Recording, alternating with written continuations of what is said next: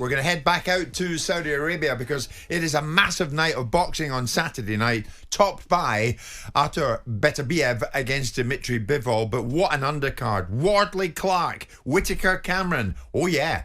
And you've got to be a brave guy to be Jack Massey going in against Jai Opetaia. And I think Spencer out in Riyadh, Jai is alongside you. Yes, he is. He's with me right now, and yeah, we're only a couple of days away, obviously, from the main event, and so obviously we really appreciate Jai coming on, because I know, fight week's a very difficult thing to get through, and when the reality kicks in, you're getting close. Media obligations are the last thing you really want to do. So, Jai, thanks for coming on, mate. No, it's all good, man. Thanks for having me. I appreciate it. So, Jai, some time since I've spoken to you, you continue to make progress in this tough industry. How happy are you with where you've got yourself to at this precise time? Yeah, I'm grateful to be a part of these big Riyadh seasons. They've raised the bar in the sport of boxing. These fight nights are huge, and they're just getting bigger and bigger. So, to have my last name imprinted on these fight nights of history, that Opetaia name, flying that flag very proudly, I'm honoured. Simon, he's a fellow you rate highly, isn't he? I want to ask you. Go on, Spencer, on you go. Sorry, can you say that again?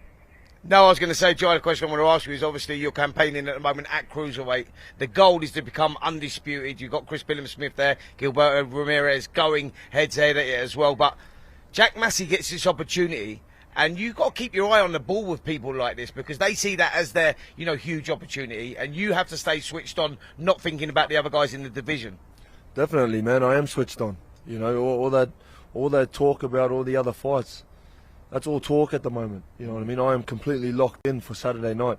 I've been in Jack Massey's shoes. I know the hunger. I know that opportunity you've been waiting for. So, I am not taking this fight lightly at all. We're taking it very seriously. We've prepared very seriously. I've pushed my body to the boundaries for this fight, mentally and physically. So, we're prepared. We're fighting for world titles. This isn't a walkover fight. This is a hard fight. So, we're prepared for a hard fight. Jai, it's Simon Jordan, Jai. What are you facing, Jai? I mean, obviously, when I spoke to you a week ago, you're very focused, very lasered in, very, very respectful of Jack Massey, although you called him Macy, which you didn't much like. What you got to deal with here, Jai? What do you think you're facing in Jack Massey? I'm not sure. I'm curious to see how he comes out. How aggressive he's going to come out, how much front foot he's going to take. It's always, everyone's always got a game plan until they get punched in the face. Like Mike Tyson says, and being in that ring and adapting with the body presence and the tools I take away from him and then use my own. It's a different thing having a plan in your head to the plan that actually goes ahead. So. We adapt in the ring and we do what we have to do to win. I honestly believe Jack Massey has never fought anyone like me, you know what I mean? So it's hard to go off his last sort of performances, but we get little ideas of his strengths and weaknesses. So. I mean, we saw Jack Massey winning that European title, obviously, against Isaac Chamberlain, but before that, when he went in against Joseph Parker, he stepped up to heavyweight. A lot of people expected Parker to blow him away quite early, but he showed that he's got that toughness, that he will stand in front of you. But you're the guy that's known as the monster of the division. You're the guy that's got that explosive hand speed. Do you think tactically that will be the wrong for him to do if he wants to bring the fight to you because of your explosive power? Man, we just see what happens and we adapt in the ring. We box smart, and I've always got that sort of explosive power and that knockout power in my back pocket. But, we always just finding our punches, adapting in the ring and doing what we need to win. You're someone who's used to be right in there when the going gets tough, and by God, it got tough, didn't it, against Maris Bredas, Jai? I mean, that was a bit of a war, was it not? So you know what it's like when the other guy's throwing just as much as you are. Yeah, man. We push ourselves into deep waters through the training camp. You know what I mean?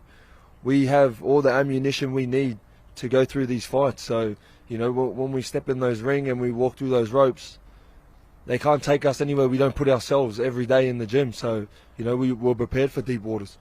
Joe, I want to ask you a question about being in this environment, in this hotel. It's different to when you have normal fight weeks in other parts of the world. Here, you've got your opponent there in the same hotel, so it's sort of like, you know, it's a bit of a weird atmosphere, like going back to the amateurs in many days, you know, when you go in, when you're boxing for your country, etc. But does that feel weird to you, like having your opponent in that same hotel? No, not at all. And like you said, it is like the amateur days, you know. We've done our pedigree and we've done our apprenticeship and, you know, we've taken the long route to get here. So, you know, we've been here before. We've done all this stuff before. You know, as a little kid, we were, you know, rocking up to hotels in the Australian team, and we were sizing up the Russian teams and the Ukrainian teams. And, you know, now I've only got one guy here, but the other time we had, like, you know, the whole weight division, and we're fighting out of you know, we're fighting Monday, Wednesday, Friday, you know, having 5 weeks. Different countries exactly. of all your same opponents. This is just another day in the office for us. We live and breathe this sport. You know, we love this. This is where we thrive. We love the pressure. So this is just another day in the office, man. People don't know. They look at it like it's a weird thing, but this is normal life to us. What's your attitude like at the moment, Jai, in terms of your 36 hours, 48 hours before you fight? In terms of it was the Thursday before the fight. I saw you a week, 10 days ago. You were intense then, but focused and articulate and expressive, but very, very, very to the point.